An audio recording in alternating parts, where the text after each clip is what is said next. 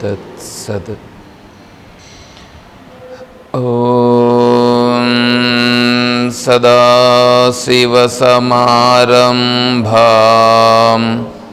శంకరాచార్యమధ్యమాం తత్వవిదానందపర్యంతం వందే గురుపరంపరాం. ఓం శ్రీ గురుభ్యో నమః. ఓం తత్సత్.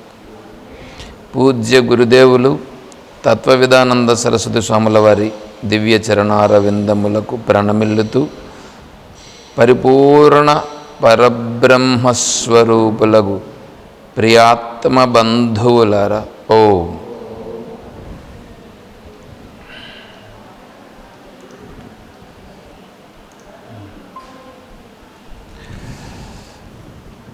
మనం బ్రహ్మజ్ఞానావళి మాల విచారం చేసుకుంటున్నాం.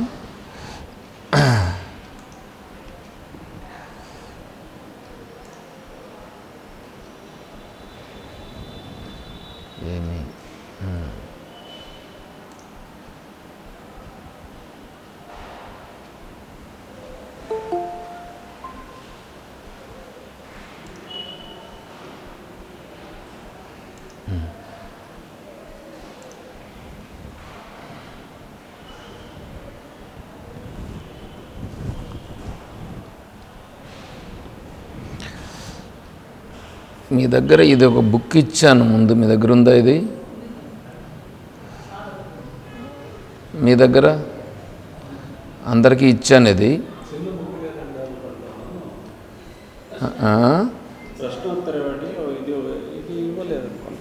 అందరికీ ఇచ్చాను, తెచ్చుకోండి అది కూడా. సరే కూర్చోండి.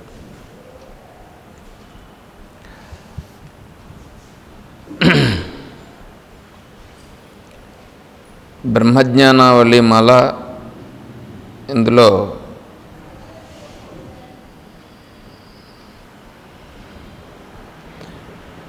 పద్నాలుగవ శ్లోకం. ఓం నిష్కలోహం నిష్క్రియోహం సర్వాత్మా చ సనాతనః అక్షరస్వరూపశ్చాహం అహమేవాహమవ్యయః.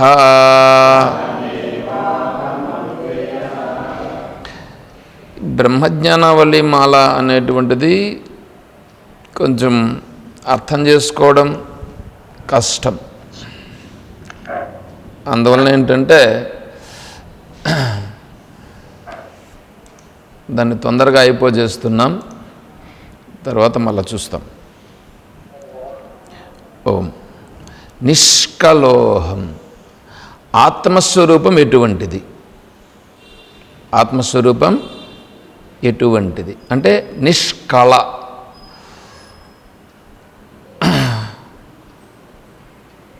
కళంకము విన్నారా? కళంకం అంటే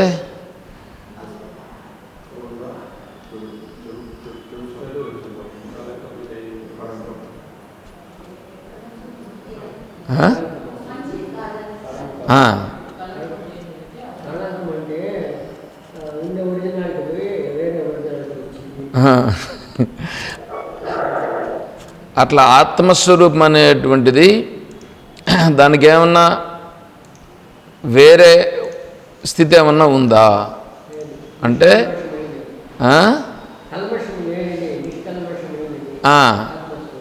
కదా. ఇప్పుడు మనం ఇప్పుడు ఆత్మస్వరూపులమా అంటే మనం ఏమనుకుంటున్నాం? ఈ శరీరం నేను అనుకుంటున్నామా? శరీరంలో ఆభాసుడున్నాడా? ఆభాసుడు అంటే ప్రతిబింబం చెప్పినామా? సో ఇప్పుడు ఆభాసుడు లేదా ప్రతిబింబము, తర్వాత శరీరం, ఇదంతా ఏమవుతుంది ఆత్మస్వరూపానికంటే? ఇదంతా కళంకం. అది కానటువంటిది ఇది. దీనివలన దానికేమైంది? కళంకమైంది. నిజంగా ఆత్మస్వరూపం అంటే అది. ఇది దీనివలన దానికి కళంకమైనది. దేనికి కళంకమైనది? ఆత్మస్వరూపమునకు కళంకమైనది. ఎవరు చేశారు? ఎవరికి వాళ్ళే చేసుకున్నారు. అంటే మనం ఆత్మస్వరూపాలుగా లేకుండా శరీర భావనతో ఉన్నాం. శరీర భావంతో ఉండి నువ్వేం శరీరాన్ని విడిచిపెట్టమని చెప్పట్లా. శరీర భావంతో ఉండి నేను శరీరం విడిచిపెట్టమని చెప్పట్లేదు. కానీ ఈ శరీరం నేను కాదు అనే భావనతో ఉంటూ నీ పనులు నువ్వు చేసుకో. ఈ శరీరం నేను కాదు అని ఉంటూ నీ పనులు నువ్వు చేసుకోవాలి.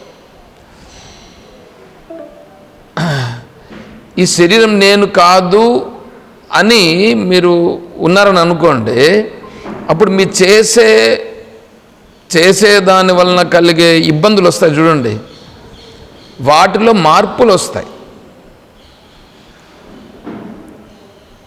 ఎందుకంటే ఇప్పుడు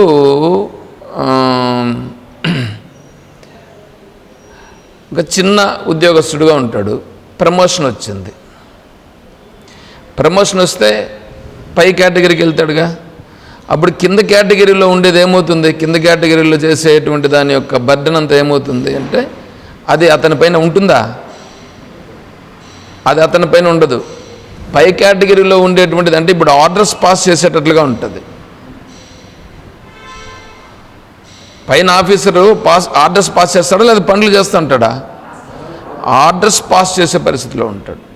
అలాగే ఇప్పుడేంటంటే నేను శరీరము కాదు, నేను ఆత్మస్వరూపము అని ఎప్పుడైతే మనం ఉంటామో అప్పుడేమవుతుందంటే ఈ శరీరానికి జరిగేటివి జరుగుతూ ఉంటాయి, అవన్నీ జరుగుతాయి, వాటిని ఎవరూ మార్చలేరు.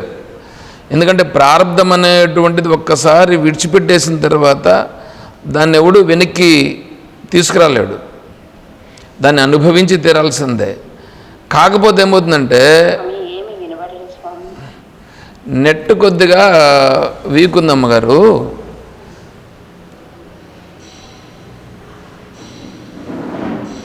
హరి ఓం హరి ఓం. ఇప్పుడు వినిపిస్తుందా?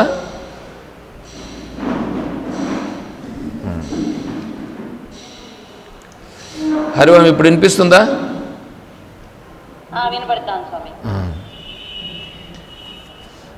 కాబట్టి శరీరము నేను అనేటువంటి భావన ఏమవుతుందంటే, వీడొక అటెండర్ అని అనుకోండి, అటెండర్ శరీరం నేను అనుకోవడం, నేను ఆత్మస్వరూపం అని అనుకోవడం, ఆ ఆఫీస్లో మేనేజర్. ఇప్పుడు అటెండర్ నుంచి మేనేజర్కి వెళ్ళిపోతే అటెండర్ చేసే పని ఇప్పుడు మేనేజర్ చేస్తాడా? మేనేజర్ ఏం చేస్తాడు? ఆర్డర్స్ పాస్ చేసేది ఉంటుంది. పైగా ఈ కింద జరిగేటువంటి దానికి ఎవరంటే వాళ్ళంతా వచ్చేది అనేది ఇవన్నీ ఉంటాయి చూడండి, అవన్నీ ఉండవు. పైగా మేనేజరే పాస్ చేస్తూ ఉంటాడు. అట్లా వస్తుంది వీడి పరిస్థితి. ఎవడి పరిస్థితి? ఆత్మస్వరూపము నేను అనేటువంటి దాన్ని నువ్వు ఫస్ట్ అనుకుంటురా. అనుకుంటూ వస్తే ఏం చేయాలంటే శరీరంతో జరిగేది జరుగుతూ ఉంటుంది, దానికి వికారం చెందద్దు. ఫస్ట్లో కొంతకాలం పడుతుంది దాన్ని నీకు అనుభవంలోకి వచ్చేదానికి. అది ఫస్ట్ మనం అనుకుంటూ రావాలి అలాగా. అది నిష్కలోహం. తర్వాత ఇంకా ఏమంటే షోడశ కళా పురుషుడు అని చెప్పాడు. ప్రశ్నోపనిషత్తులో పురుషుడు షోడశ కళా పురుషుడు. పురుషుడు అంటే ఆత్మస్వరూపం. ఈ ఆత్మస్వరూపము 16 కళలతో ఉంటుంది. ఆ 16 కళలు ఏవి అని అంటే ఈ జ్ఞానేంద్రియాలు, కర్మేంద్రియాలు, తర్వాత ప్రాణము, మనస్, ఇవి 16. ఇవి వీటిని మనకు అర్థమయ్యే భాషలో నేను అలా చెప్పాను.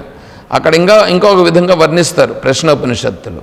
సరే, ఇప్పుడు ఇవన్నీ పనిచేస్తున్నాయిగా. జ్ఞానేంద్రియాలు పనిచేస్తున్నాయా? కన్ను, ముక్కు, చెవి, నాలుక, చర్మం. కర్మేంద్రియాలు పనిచేస్తున్నాయా? ప్రాణం పనిచేస్తుందా? మనస్ పనిచేస్తుందా? అయితే ఇవన్నీ పనిచేస్తూ ఇప్పుడు ఏమంటున్నాయంటే నా కన్నులు పనిచేస్తున్నాయి అని కదా మనం అంటున్నాం. నా కంటితో చూసినానని కదా మనం అంటున్నాం. అప్పుడేమవుతుందంటే కంటితో చూస్తూనే ఉంటావు, మనసుతో గుర్తిస్తూ ఉంటావు. కానీ అప్పుడేమవుతుందంటే చూస్తున్నది కన్ను కాదు, గుర్తిస్తున్నది మనస్సు కాదు, ఆత్మస్వరూపం గుర్తిస్తున్నది అనేది వస్తుంది. ఇప్పుడు ఏంటి, ఫ్యాన్ మాత్ర తిన్నానుగా చెమట పడుతుంది. కాబట్టి ఇవన్నీ కూడా అప్పుడు మారిపోతాయి. ఇవన్నీ కూడా మారిపోతాయి. ఇది కూడా వేసుకోండి.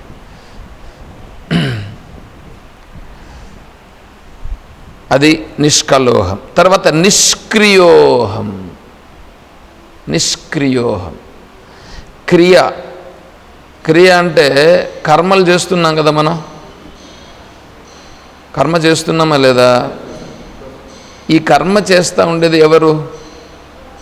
నేను కర్మ చేస్తున్నాను అని కదా అంటున్నాం మనం. ఇప్పుడు నడిచొచ్చారు, నడిచొచ్చింది ఎవరు? నేను నడిచొచ్చాను అని కదా మనం అంటున్నాం. నేను చేశాను అని కదా అని అంటున్నాం. అప్పుడేమవుతుందంటే నేను చేసినాను అని అనం. అప్పుడేమంటామంటే ఈ శరీరము చేసింది. అప్పుడు ఈ శరీరం చేసింది అని అంటాం. అంటే ఆత్మానుభవం అనేది వస్తే ఆత్మస్వరూపములో క్రియ లేదు, కర్మ లేదు. అయితే కర్మ జరుగుతుంది అప్పుడు కూడా. అప్పుడేమంటాం, ఇప్పుడు అంటా ఉండేదానికి అప్పుడు అంటే దానికి తేడా వచ్చేస్తుంది. ఇప్పుడు నేను చేస్తున్నామని అంటున్నాం. నేను చేస్తున్నానని అంటూ ఆ పనులతో జరిగేటువంటి దానితో మనము ఇబ్బందులు పడుతున్నామా లేదా? ఇప్పుడు ఆ ఇబ్బందులు అప్పుడు ఉండవు. శరీరాన్ని తీసుకెళ్ళి ఒక బెడ్ పైన పడుకోబెట్టేశారు. మామూలుగా అయితే ఎట్లా అంటాం మనం, ఏమో అయిపోయింది, ఎట్లా అయిపోయింది అని కదా అనుకుంటుంటాం. అప్పుడేమంటాడంటే పడుకోబెట్టినారు. ఎవరిని పడుకోబెట్టింది? శరీరమును పడుకోబెట్టినారు.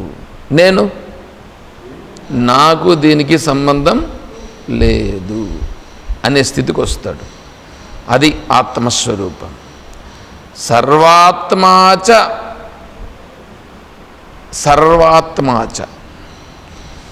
ఇప్పుడు నేను అని అంటున్నాం కదా. నేను అంటే శరీర భావనతో అంటున్నాం. ఈ సర్వము ఉండేది ఈశ్వరుని వలన కదా ఉంది. ఇదంతా ఈ సర్వము ఈశ్వరుని వలన ఉన్నది. ఈశ్వరుడే కదా ఉన్నాడు. సగుణ బ్రహ్మ కదా ఉన్నది.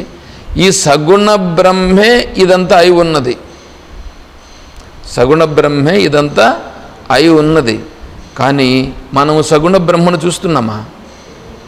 అప్పుడు ఆత్మస్వరూప అనుభవం వచ్చినప్పుడు ఇదంతా సగుణ బ్రహ్మ.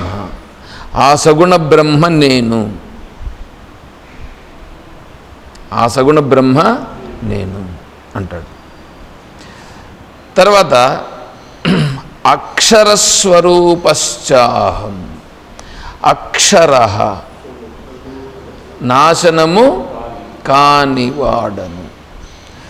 ఇప్పుడు మనకు చూడండి, నేను చనిపోతాను అని ఉందా లేదా? మనకి మీకు ఎవరికన్నా చనిపోతానని లేదా? చనిపోతానని. కానీ ఆత్మస్వరూపముగా నా తెలిస్తే, అంటే అనుభవం అయితే, నేను చనిపోయేవాడిని కాదు. నేను పుట్టను కూడా లేదు, చనిపోయేవాడిని కాదు. మరి ఇప్పుడు పుట్టింది ఎవరయ్యా? శరీరం పుట్టింది, చనిపోయేది శరీరము అని అంటాడు. అర్థమవుతుందా? అహమేవాహం అవ్యయం, నేను అవ్యయస్వరూపుడను, నేను ఎప్పుడు ఉండేటువంటి వాడను. ఇట్లా చెప్తే అర్థమవుతుందా? ఏమన్నా ఇది బాగా అర్థమవుతుందా?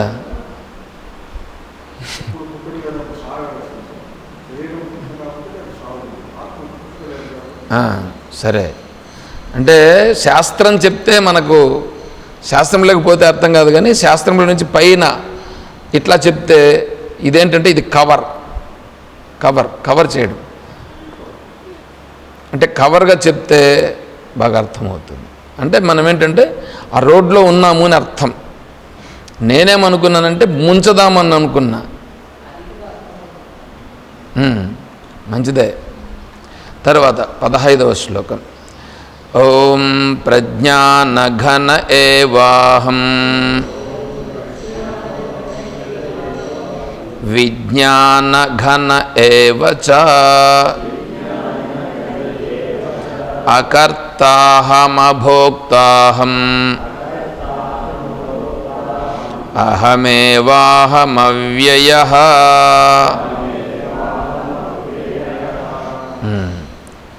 ప్రజ్ఞాన ఘన ఏవాహం, ప్రజ్ఞానము. ఇప్పుడు జ్ఞానం ఉందిగా, జ్ఞానం అంటే మీరు తెలుసుకుంటున్నారే, దాన్ని జ్ఞానం అని అంటున్నారు. అది మనస్సుతో తెలుసుకుంటుండేటువంటిది.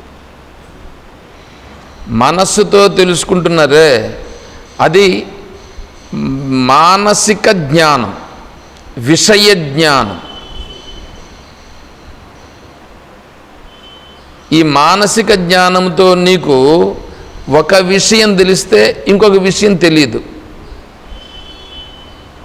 ఇప్పుడు ఫోన్ గురించి తెలుసు కదా, ఫోన్లోనే దాని లోపల ఏమేమి ఎట్లెట్లా అనేటువంటిది కొన్ని తెలియదు. ఇప్పుడు మీ దగ్గర ఫోన్లు ఉన్నాయి చూడండి, వాటికి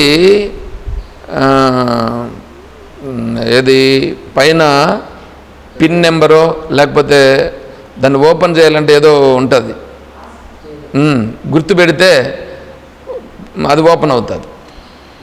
లేదా మీరు ఏదో ఒక నెంబర్ దానికి పెట్టి ఉంటారు, పిన్ నెంబర్ ఏదో ఒకటి నెంబర్ ఉంటుంది. ఒక 6 నెంబర్లో 4 నెంబర్లో ఉంటే 1 2 3 4 ఏంటో మీరు సెట్ చేసుకొని ఉంటారు. అట్లా నొక్కితే అది ఓపెన్ అవుతుంది. ఇప్పుడు ఓపెన్ అయింది, బాగానే ఉంది. ఇప్పుడు దాంట్లో మీరు ఏదో సెట్ చేసుకోవాలా. మీకు తెలుసా? అదే కొన్ని తెలుసు, కొన్ని తెలియదు, కొన్ని తెలుసు, కొన్ని తెలియదు. ఇప్పుడు కొన్ని తెలుసు, కొన్ని తెలియకుండా ఉండేది ఏంది? మనస్సుకి ఓపెన్ చేసే తెలుసు. దాని లోపల వేరేటివి ఏదన్నా సెట్ చేయాలంటే తెలియదు. ఇప్పుడు మనస్సుకు ఇది తెలుసని, ఇది తెలియదని అంటుంది కదా. తెలియనిది ఎవరికి? మనస్సుకు తెలియదు. తెలిసింది ఎవరికి? మనస్సుకి. తెలిసినది మనస్సుకి, తెలియనిది మనస్సుకి. ఏమి తెలియదని తెలిసింది మనస్సుకి? ఈ సెల్ ఫోన్లో నేను ఎలా సెట్ చేయాలనో నాకు తెలియదు అని మనసుకు తెలిసింది, అవునా? దీంట్లో నేను సెట్ చేస్తాను అని తెలిసింది మనసుకు తెలిసింది. ఇప్పుడు మనస్సుకు ఇది తెలుసునని, మనస్సుకు ఇది తెలియదని నీకు తెలుస్తుందో తెలియదా?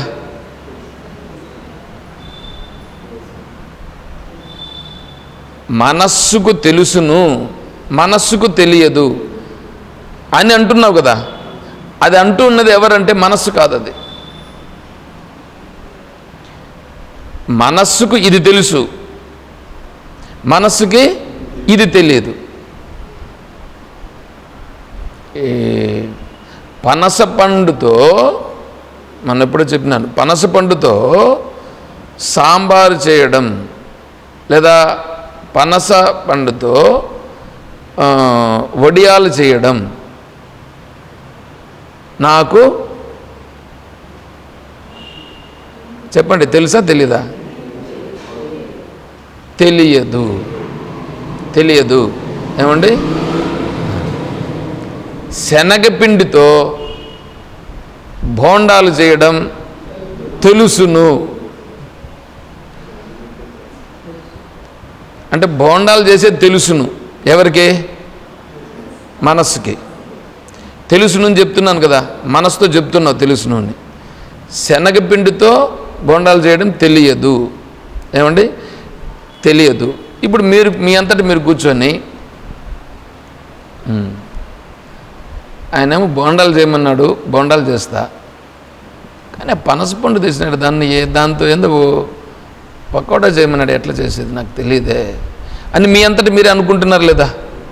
అంటే మీకు తెలుస్తుందా లేదా? ఆ తెలుస్తూ ఉందే, ఒకదానికి ఒకటి తెలుసును, ఒకటి తెలియదు అని. అంటే మనస్సుకు తెలియట, మనస్సుకు తెలియకపోవటం అనేది ఉంటుంది. ఈ రెండింటినీ తెలుసుకుంటూ ఉండేది ఆత్మ. అది ప్రజ్ఞానం. అదొకటి. తర్వాత ప్రజ్ఞాన ఘన అంటున్నాడు ఇక్కడ. మరి ఆత్మస్వరూపం అంటే ఎట్లా అనంటే, ఇప్పుడు మీరు జాగ్రత్త అవస్థలో ఉండేది తెలుస్తుందిగా, స్వప్నావస్థలో ఉండేది తెలుస్తూ ఉంది. జాగ్రత్తలో తెలుస్తూ ఉంది, స్వప్నంలో తెలుస్తూ ఉంది. జాగ్రత్తను స్వప్నమును తెలుస్తూ ఉందని ఎవరికి తెలుస్తూ ఉంది?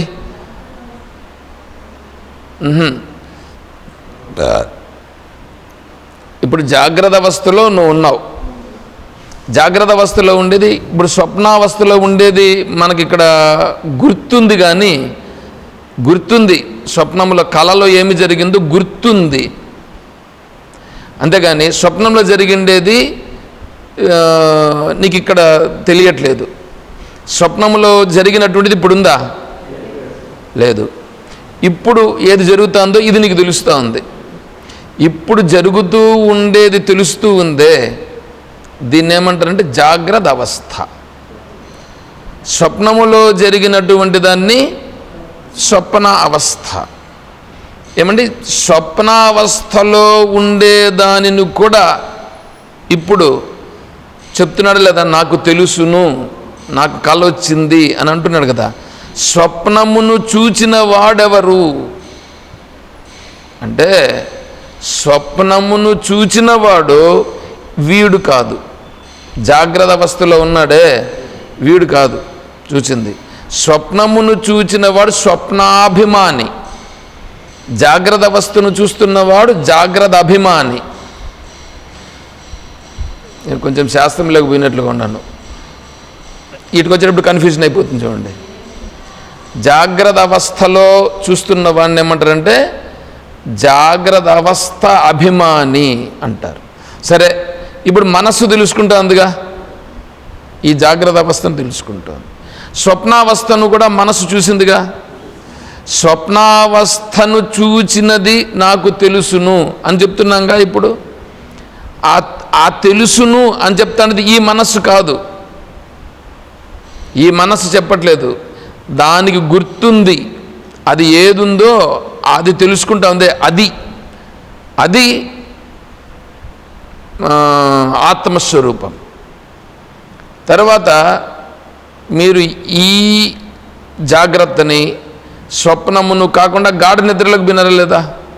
గాఢ నిద్ర కూడా ఇప్పుడు మీకు నేను బాగా నిద్రపోయినాను అని మీరే చెప్తున్నారా లేదా? అంటే ఇప్పుడు గాఢ నిద్రలో మీరు ఉన్నారా లేదా? మీరు ఉన్నారని ఎప్పుడు తెలిసింది? లేచిన తర్వాత తెలిసింది. కానీ మీరేమంటున్నారు? గాఢ నిద్రలో బాగా నిద్రపోయినాను అని అంటున్నారు. అంటే మీరు గాఢ నిద్రలో ఉండి నిద్రపోయినానని మీరు చెప్తున్నారు. అంటే గాఢ నిద్రను తెలుసుకుంటూ ఉన్నటువంటి వాడు అక్కడ ఉండి తెలుసుకున్నాడా లేక తెలుసుకుంటున్నాడా? అక్కడ ఉండినాడు కాబట్టి ఆ వాడే ఈడున్నాడు. అంటే జాగ్రత్త అవస్థలోనూ వాడున్నాడు, స్వప్నావస్థలోనూ వాడున్నాడు, సుషుప్తిలోనూ వాడున్నాడు. వాడెవరంటే ఆత్మ. ఒకే ఆత్మ జాగ్రత్తలో ఉంది, స్వప్నములో ఉంది, సుషుప్తిలో ఉంది. ఆ మూడింటిలోనూ ఉండి తెలుసుకుంటూ ఉండేటువంటిది ఆత్మ. ఈ జాగ్రత్తలో ఉండేదాన్ని మాత్రం తెలుసుకుంటూ ఉండేదే మనస్సు. ఈ మనస్సు, ఇంద్రియాలు వీటన్నిటితో, ఈ శరీరంతో వీటినంతా తెలుసుకుంటా ఉండేది దీన్ని జాగ్రత్త అభిమాని అని అంటారు. స్వప్నములో ఉండి తెలుసుకుంటూ ఉండేదాన్ని స్వప్నాభిమాని అని అంటారు. మూడింటిని తెలుసుకునేది ఆత్మ. అది ప్రజ్ఞానం.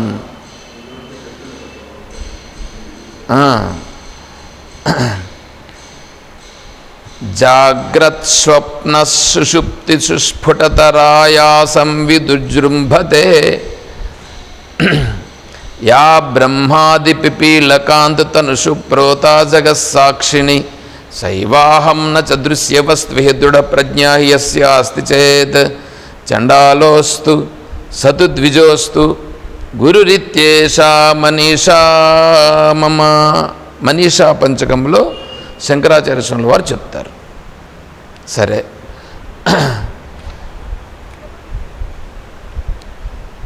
జాగ్రత్యద్భూత బాహ్యేంద్రియ విషయ సముల్లాస సాక్షి శివోహం స్వప్నే దృష్ట ప్రపంచ ప్రతిఫలన మనోవృత్తి సాక్షి శివోహం సుప్తౌ చిత్తే ప్రలీనే ప్రబలతమ మహామోహ సాక్షి శివోహం.